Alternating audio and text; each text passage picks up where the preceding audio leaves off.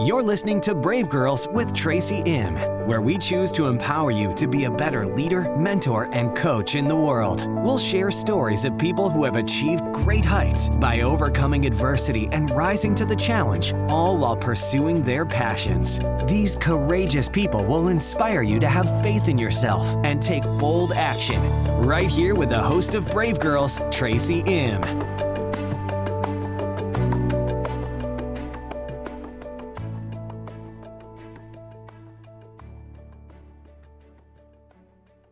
Episode 67, Make More Money with Dyan. Meet my favorite Windy City friend and mastermind buddy, Dyan, on today's podcast. A registered dietitian, nutritionist, and true change agent, we talk about how she pivoted her focus over the past few years, and she's more fully stepped into who she's here to be. Christine strongly desires a change in her industry and is really focused on her legacy. She currently works with registered dietitians across the country to confidently charge more for their valuable services and grow their client portfolios. She focuses on teaching her tribe both marketing and mindset techniques that have worked for her. Relying on her spiritual beliefs, Christine teaches her clients to communicate the value of their work and to shift their money mindset as they create and sell programs for their clients. We talk about worthiness, shame around asking for money, and why so many women fall into this trap. I also love the advice that Christine dishes out around nutrition and why it's critical at this time in our history to work with a trained registered dietitian and understand how food impacts how you look and you feel. We also talk about how you can heal your body through eating the right foods. We talk about cyberbullying and the impact it has on girls developing eating disorders this day. Christine has worked in just about every setting a dietitian could work in, and she's a wealth of knowledge when it comes to what's happening in her industry. Christine shares her Brave Girls journey and talks about her moves to Birmingham, Los Angeles, New York, and then back to Chicago, and what each city meant to her. She shares some of her dreams and aspirations for her work and personal life that I think are just amazing. I love that Christine has invested in herself and done the work her coaches have told her to do, as well as she always remembered who she is at her core. She shares why our brain is our greatest asset and how we must always be investing in ourselves. She shares tips on being a good steward of our time and that being of service is so critical. Christine's recently launched her own podcast, Money Mindset Dietitian, and I know it's going to help her industry as it transforms, and it's definitely going to be part of Christine's legacy. I'm so happy that I had on the show today my friend, Dyan, who tells us how and why we should all make more money. So let's go and listen to my friend, Christine. So welcome to Brave Girls with Tracy M. I'm so excited because my friend Dyan is joining us today on the show, and she's a registered dietitian nutritionist. She's also the creator of Make More Money as a Dietitian and the owner of Dyan International Coaching, where she teaches registered dietitians how to confidently increase their rates using simple mindset shifts, so they can make more money, enjoy working in their business, and have a greater impact in the nutrition marketplace. So I'm just so thrilled to have you with me today, my mastermind buddy. So tell us a little bit about, you're in Chicago, right? I am. I live in suburban Chicago, born and raised here, but I've lived all over the country as well. So I'm no stranger to all the different coasts. I've lived in New York City. I've lived in Los Angeles area. And I've also lived in Birmingham, Alabama. So I'm, well traveled. Yes, you are. Yes, you are. So we met in Costa Rica. Well, we met online through a group program, but then we met in person in Costa Rica, and we just had such a wonderful time down in Costa Rica at Pura Vida Resort, just Yes. masterminding. And, that was a couple years ago, and you've kind of made some shifts, made some moves, which are all amazing. So tell us a little bit about what you do today. So, as you said, I am a registered dietitian nutritionist. I've been in the industry. This is my 27th year. And, formerly, like when we initially met, I was really just doing basic nutrition and health and wellness coaching from a very holistic perspective. And I really love that work. But as I started to, grow and evolve and change over the past couple of years, I had like, like toddlers have growth spurts. I feel like I had a growth spurt, and I really wanted to affect more change in the world. And I think, this is what happens as we get older. I'll be 50 this year, and I really just started to think about my life, like, what kind of legacy do I want to leave behind? And so what I do now is um, as you mentioned, I work with other registered dietitians to help them to more confidently charge for their services. And if there are any dietitians that are listening to this podcast today, they will totally understand what I mean, because dietitians are notoriously underpaid for the amount of education that we have. To become a dietitian is not the same as it would be to become a nutritionist. So when you're a registered dietitian, you have to go through quite a bit of rigorous education, a 4-year degree that has a lot of courses that are very similar to pre-med students. Then you finish that and you have to do an unpaid 1-year internship. And then after that, you have to complete a board exam. A lot of dietitians are coming out not only with the bachelor's degree, but with the master's, which will be required. It's not yet required. And so with all of that said, and all of that education, most dietitians come out with all of that schooling and all of those student loans, Mm-hmm. making very little money, between $20 to $25 an hour if they're working in a traditional dietitian role, meaning if they're being employed by someone else. However, the good thing about the world that we live in today is that you don't necessarily have to be employed by someone else. Um, you can work for yourself. You can decide how much you want to make, how little you want to make. But traditionally, we as dietitians, we're not trained in like marketing or business or anything like that. Like, we are the nutrition experts. And we are also those who are very compassionate and serving and nurturing, helping type of people. And so a lot of times it's really difficult to ask for money. It's difficult to charge for what we do, because we all love the work. So my goal is to really help change the industry income standard for dietitians, teaching them what I call the M&Ms of the M&Ms for dietitians. So the marketing and the mindset. And it's really more so the mindset is what I really focus on the most, because that's what's most important. So that's a long answer to your short question. I really want to be able to affect change on an industry standard more so than just individual lives. So if I can change the lives of the industry, those in the industry, then they can go out and affect even greater change. So that's my goal, and that's the legacy I want to leave behind. I think that's really amazing that you kind of called a timeout and said, okay, where I am right now, what is my legacy? And you really, looked inward and looked at what you were really good at and what you maybe had struggled with and Yes. that you had to overcome as you kind of Yes. stepped out there and bucked the norm in the industry. So Mm-hmm. I think that's great that you've made that kind of like, it's almost like a 10-degree shift from where you were, because it was close, but it's Mm-hmm. like very targeted and focused. So you're not just providing nutritional counseling to and wellness to your coaching clients, you're actually coaching the dietitian. Yes, yes, and that's going to affect even greater change. And I think that's, part of, excuse me, part of this change is based on my own spiritual beliefs, and because I am a Christian and I believe in what is in the Bible, and it says that we should leave a legacy behind for our children and our children's children. And so when we do that, we affect greater change, and we heal more lives, and we just do good in the world. And I think that's what most of us want to do anyway, no matter what our spiritual belief system is. Mhm. Um, Yeah. as a human, I believe that, we have that desire to create change, but some of us, or maybe even many of us, don't really know what that is just yet. Yeah.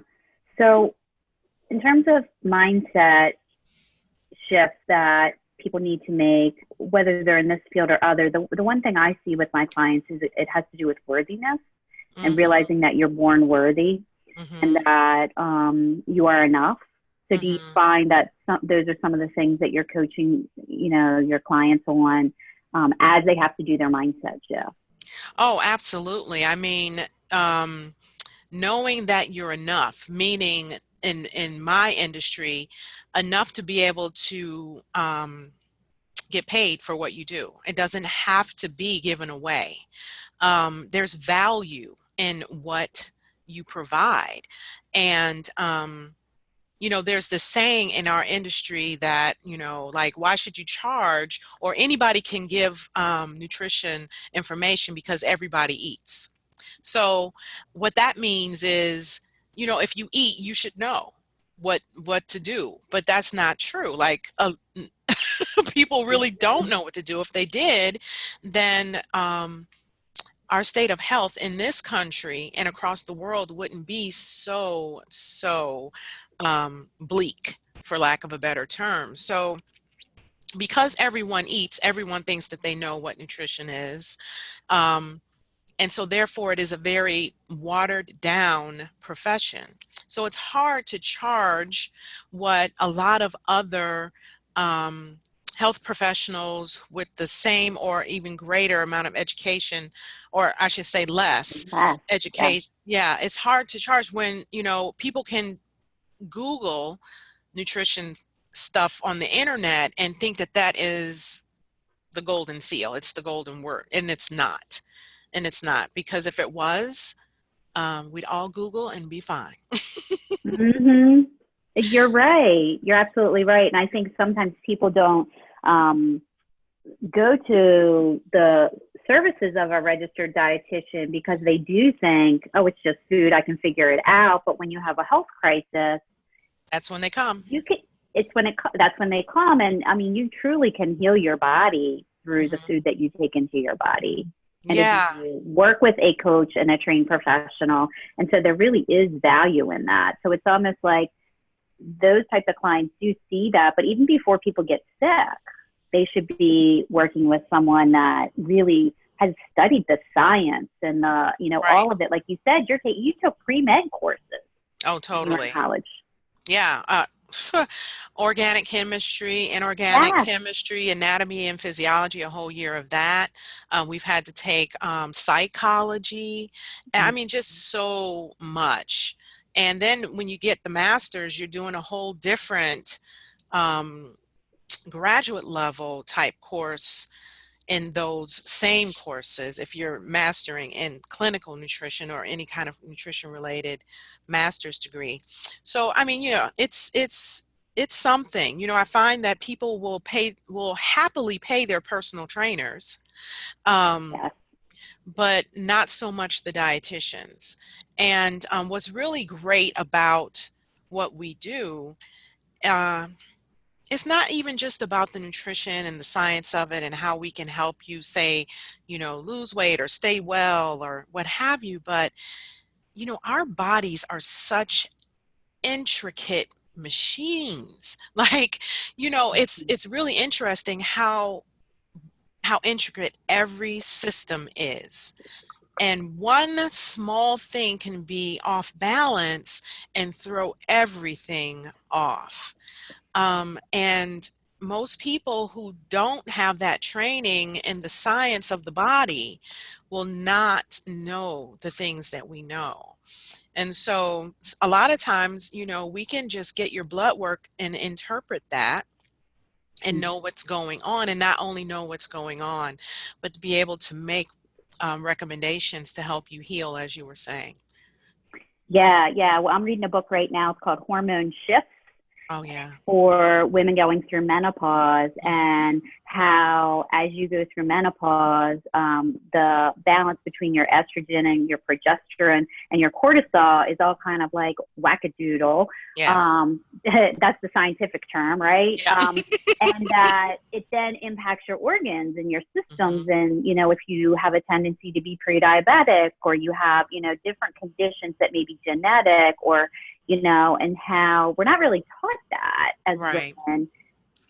It's kind of like it's out there, right? Like you go through, before you have your period, you get your period, and then you have whatever experience you're going to have there. Yeah. And we're not really educated as women, I don't think, around the whole hormonal balance You're and absolutely how right. food can actually play into that, with supplements and all that kind of stuff, and the right person helping you figure out the right foods, because you may even have food sensitivities that you don't even realize that you've developed. Yeah. And So, you make a really, really good point. And I was reading an article, or maybe I was watching a YouTube video, in regards to what you're saying about how women are not really educated on this stage in life where you enter into perimenopause and menopause, and then all of a sudden you're like, oh my God, what in the heck is going on? And I think there just historically has been a lot of shame around the yeah, body's changes and what's happening, and the weight gain and the night sweats, and just all the insomnia and panic attacks, anxiety, depression, all of these things. And we as women, over decades and years of not talking about this, feeling the shame, leaves those of us who enter into it feeling like, what is going on, and why didn't anyone tell me about this? right. Yes, yes, you know yes. like I said, I'm entering I'll be 50 in December, and I'm experiencing things now that I never experienced before, and I'm just like, what in the heck is going on? I can't talk to anyone because both my mother and my grandmother have already passed on, so and my aunt. So the only female that's left in my immediate family is another aunt, but she and I don't really talk very much. So I don't, I'm just like, what the heck? I recently had a panic attack earlier this year, and Mm-hmm. I thought I was having a heart attack. I'm like, oh my Yeah, God. And I, freaking yeah, out. So it's just crazy. And I believe it's, just a lot of shame around that, yes. It that, that really we, is. that we don't talk about it because we think we're crazy, or, we're going Right. crazy or something. I don't know, but yeah. Right, right. And the other thing kind of related to food, and shame is, bulimia and anorexia. Yeah. And, to talk a little bit about what you've seen there, in terms of, if you've had to go in and work with someone who has either one of those conditions or is in recovery from one of those. Yeah. Interesting that you bring that up, because I've not worked with any eating disorder clients, but I did have someone reach out to me a couple of weeks ago. And I want to say that that is an area of very specific expertise for Mm-hmm. dietitians. Like Mm. Okay. the generalist dietitian is not trained to work with someone who is an eating disorder client, because that is a combination. Well, it's more so a health, excuse me, Yeah. Mental health. mental health issue Yes. than it is a nutrition issue. So you have to be trained for that. Um, with that said, there are several certifications that a dietitian can get Mm-hmm. to work with those clients, but it's really it's I find that it's different for every person that experiences that disease. I call it a Yes. disease. It is very different. The reason for it is Yes. very different. My husband has a niece who was struggling with anorexia a couple of years ago, and her mom wanted me to, um, be on board. And I was just like, that's out of the scope of my practice. I know how to kind of stay in my Right. own lane. Yep. Um, But I have learned that as long as a person has gone through their outpatient treatment successfully and their subsequent inpatient or inpatient, I should say, and then subsequent outpatient, and they just need to touch base on a regular Yeah. basis, I can feel confident with that. But you're asking like, what is it around that? Is it shame? It's different for everyone, and I think a lot of it is how the girls these days are viewing their bodies. They are exposed to a lot more now than we were when we were growing up. We didn't Right. we weren't able to be voyeurs into other people's lives in the way that the young girls are now. And the amount of bullying that's going on online and offline is not near what it was for us when we were growing up. So I think that is and can be contributors to that. Right. So tell me a little bit about your backstory. I know you're kind of like born and bred in Chicago, but you've moved around, right? Mm-hmm. Yeah. So for me, when I was growing up, my mom moved a lot. And I went to 5 different high schools, so that gives you the idea. We Right. moved quite a bit. And so when I graduated from college, I met a guy. Don't we all do this? Somebody please tell me I'm not the only one. I met a guy. And of course I thought I was in love, and I was like, oh, he's from the South, and I moved to Birmingham. I thought I was getting married, and I didn't. I didn't last in Birmingham but 6 months, because coming from Chicago, which is a big metropolitan city, Right. going to Birmingham, Alabama, that was just not a good fit for this city girl. So that didn't work. And then I moved back home. And after I moved back home, I met my husband, my first husband, and the father of my 3 sons, and we got married. And that lasted about 13 years, and then we divorced, and we are still pretty good friends. But and he actually lives right here, like 5 minutes away. So but in between, like, well, I should say, when we were married, that's when I moved to California for a bit, because I had this vision of being a celebrity dietitian. I was going to like move to, Los Angeles, and I was going to like create all these amazing programs with meal plans for like high celebrity clients. Never happened. I was like, oh my God, I can't do this. Like, cost of living was crazy. So I ended up moving back home again. You see, the trend is like move and then move back home. And then our marriage didn't last. Our marriage ended, and I moved to New York City because I wanted a fresh start. And I tell you, New York is just like my home away from home. It's the place that I would love to retire, which sounds crazy. Most people try to move south in a warm environment for retirement, but my dream is to actually move back to New York City. I don't see myself retiring, but I guess when I say retire, I want that to be my last place to move and just settle. Right. So I love it there. I feel like my spirit like really knows, like I've lived there before in another life or something. It was just really the most crazy experience I had when I moved there. It just felt like home. Yeah. I love New York. I have always said I wanted to live in New York for a year, and I wanted to live in California for a year, and then I'd be done. Yeah.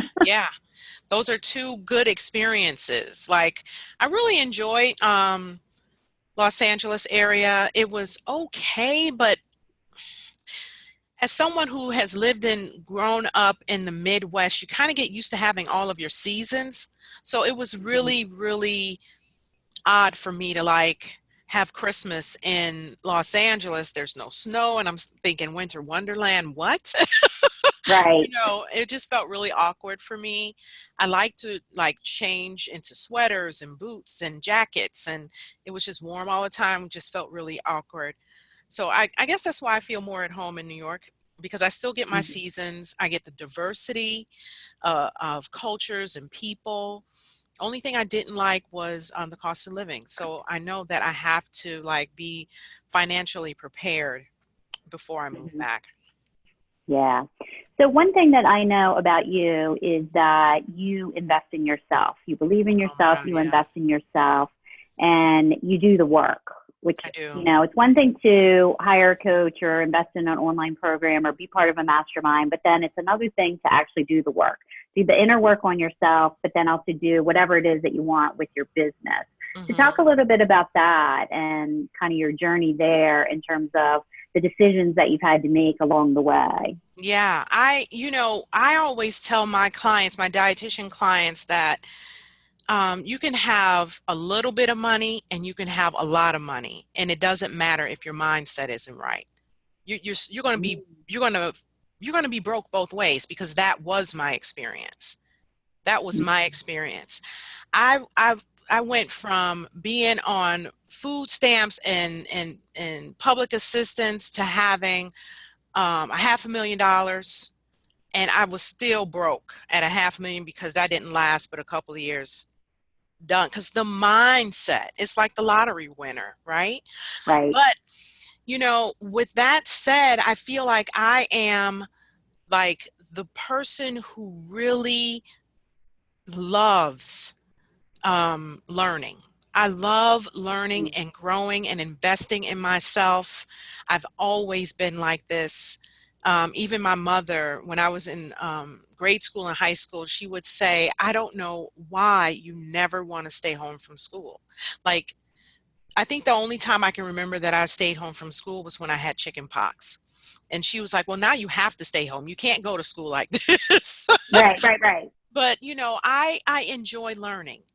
Um, it's just in my spirit to want to always grow and be a better person, so that I can go out there and help other people. I don't feel like um, there's a way for me to help other people if I'm just staying the same all the time.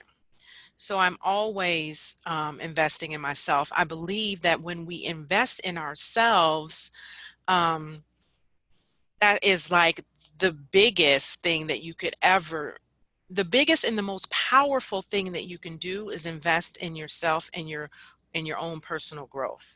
Like my current mentor says, Brooke Castillo of the Life Coach School, she says your greatest asset is your brain, because when you are learning and growing, you can do anything. Like, you can make more money, you can create more time for yourself when you invest in your brain. So I'm always a learner. I'm always willing to grow. And I encourage everyone to really think about that, and understand that the journey never ends. We have to continuously invest in ourselves in a way that we can continually affect change in whatever way that we want. It doesn't have to be huge or grand or anything like that, but it's difficult to affect change if you're not continuously learning and growing and evolving. I totally agree. I totally agree. I love learning too. And I got to imagine that even your money mindset coursework and programs and all of that, um, it is the mindset and it It is is. investing in yourself. And so, what are some of the other mindset tips that you give, or that you see, or maybe blocks that people have that they've got to get past? Well, I know with the women that I work with, the main one is being able to effectively communicate the value. Mm. So it's like the And value proposition, right? yes, it's being able to communicate that effectively in a way that um, allows the potential client to see that they are worth it. Another mindset thing that is really, really powerful is knowing that when you're working with clients and you're creating programs and services and things like that, your mindset should be shifting towards creating something that you know that you would pay for as well. That's how you can really create something powerful, because you know that if you would actually buy this, pay for it, invest in it yourself, it's not hard to sell it. Like, you can just be like, this I know is going to be amazing for you because XYZ. But if you're creating from a whole different mindset where I've had coaches and other service providers who create their programs based on the lifestyle that they want to live. That is not necessarily the best way to go about it. Of course, you know, we all go into business because we want to create a freedom lifestyle, but you can create a freedom lifestyle from the mindset of giving and being of service.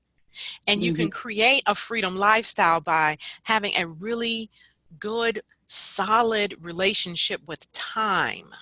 A lot of us, and myself included, we don't have a good relationship with time, meaning we waste a lot of it. And because we think that as entrepreneurs, we can do whatever we want to do with our time, which is true. But if you're not being a good steward of your time, and you're wasting it, and then, you know, you're not really building the business from a good foundation. Right. Yeah, it's the come from, where you're coming from when you're creating this. And I think that's really good. And it's about being of service to others. And I love those tips because I think they transcend even just your industry in terms of general things. But I think specifically in your industry, you know, you've been in the business and the industry in many different settings, clinical, you know, institutional, like all the different settings that you could possibly be in. I think you've been in, right? Yeah. Yeah. I've done all the things. Seen it all. Yeah. Yeah. Clinical, renal, research, management, geez, name it. I've done it. I promise. Right. Right. Definitely. And I see all the different avenues and all the different perspectives of it, and what works and what doesn't.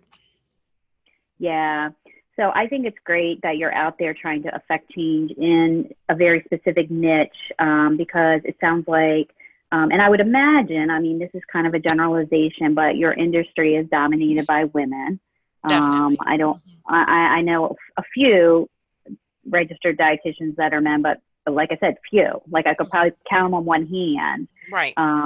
And so it's, you know, I think target rich for dealing with just issues that other women, you know, just kind of the way we're socialized, especially in the U.S. and the way that we're raised, and some of the subconscious programming that we have that we don't even know we have half the time. Oh, yeah. Yeah. That whole worthiness thing that you mentioned, lack of worthiness, and, you know, feeling shame around asking for money, and being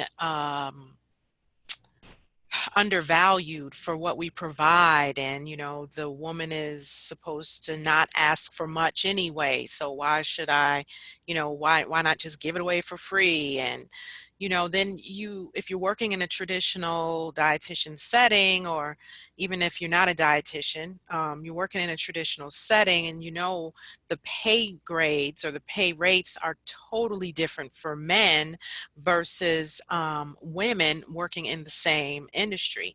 Now, I'm not certain if that is true for the male dietitians. I don't think that they would make any more than the female dietitian. But I feel like one thing that men have up on women is that they are much better negotiators than we are when it comes to negotiating better salaries. So for whatever reason, I don't even think they have to take a course. They just know how to do it. Whereas, even if we took a training on negotiating salaries and the best way to go about that, we still fall short. So Mhm. that's pretty unfortunate, but I just feel like this is a time the time that we're living in now, I feel like women are really coming out of it. You know, they're Mhm. wanting more for themselves. Yeah. So let me ask you this, because I don't know that much about your industry, not because I've never been a registered dietitian, but are there people that are in settings, where they actually work for someone, but then they have a side hustle? Oh yeah, a lot, a Hmm. lot. So I know a lot of dietitians who, um, say for instance, they work in a traditional like clinical job, or maybe they work in a nursing home doing consulting, but they have their part-time private practice, as they call it, on the side.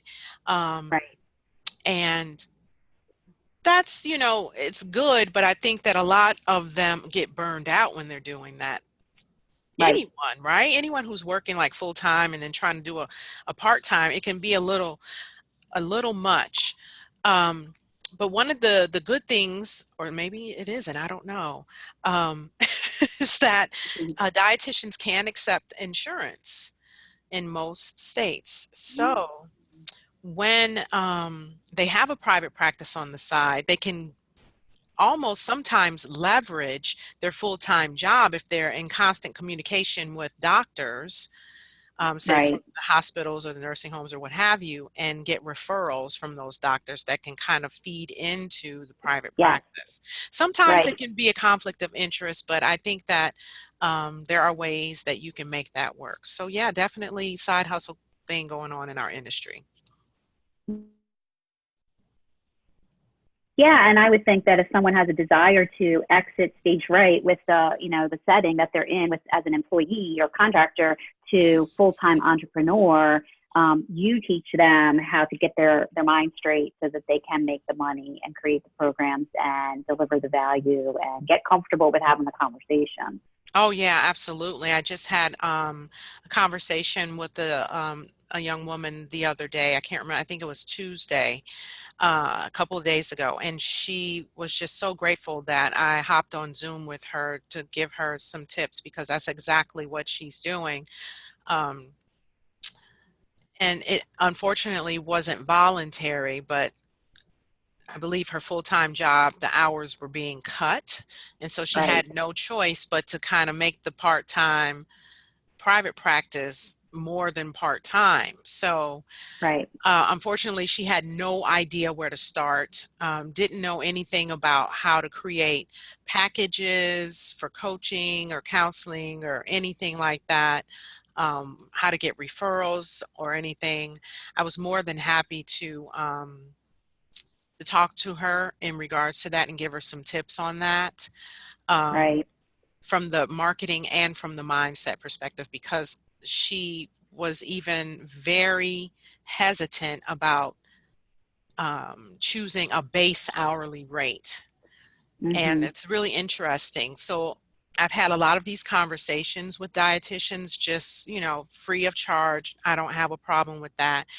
And just really getting them to think about, so what would you charge per hour if you had to create packages? What would that base number be?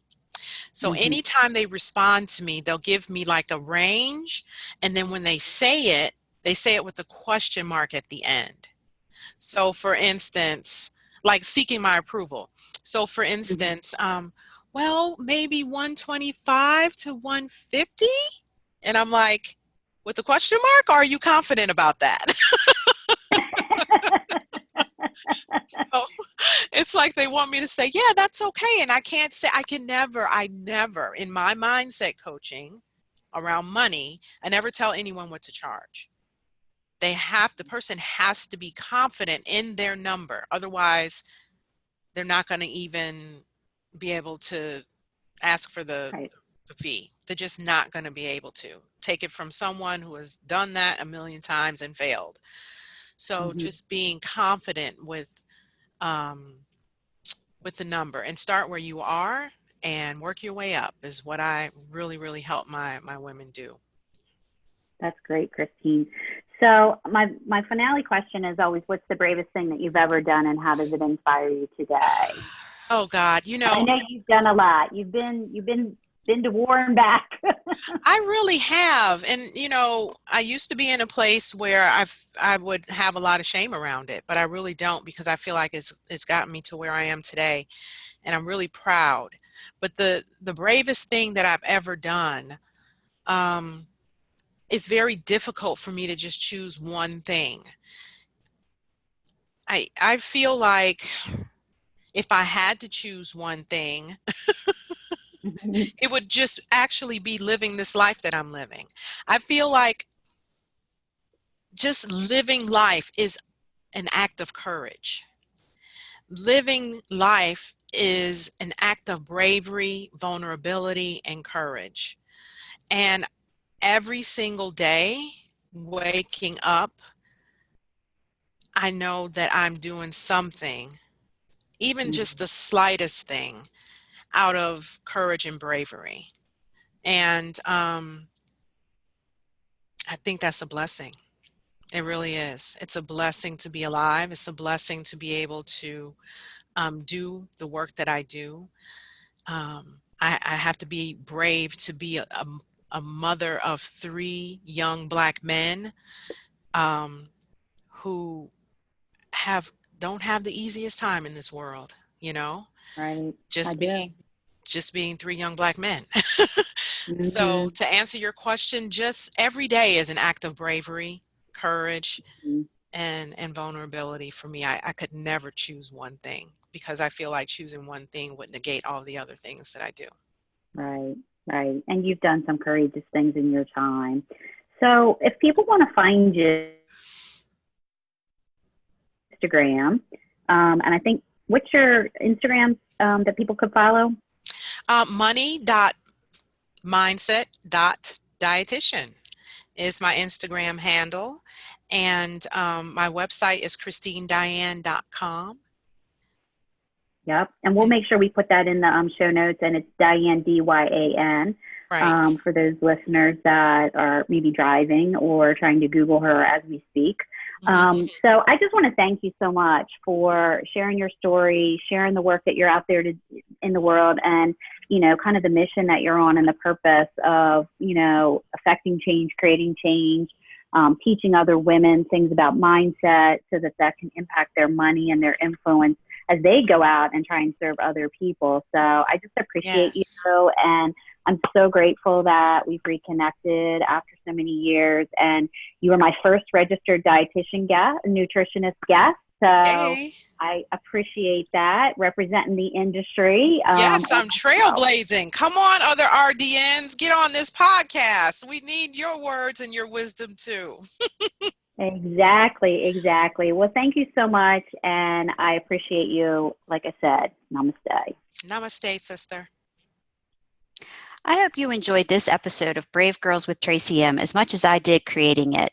Each show is produced with you, the listener, in mind, as you look for inspiration and motivation from other brave souls as you pursue your desires. I'd love to hear your feedback, so please leave me a review on iTunes. I read every one. And check out my website, tracym.com, for more free resources. You can also join my list and sign up for my newsletter right from the homepage. Until next time, stay strong, believe in your dreams, and go do something brave. We appreciate you joining us for this episode of Brave Girls with Tracy M. and hope that you enjoyed the show. For more information about today's episode, as well as additional free resources to help you achieve greatness in your life, visit tracym.com and sign up for our mailing list. Until next time, dream big, believe in yourself, and let your brilliance shine as only you can do.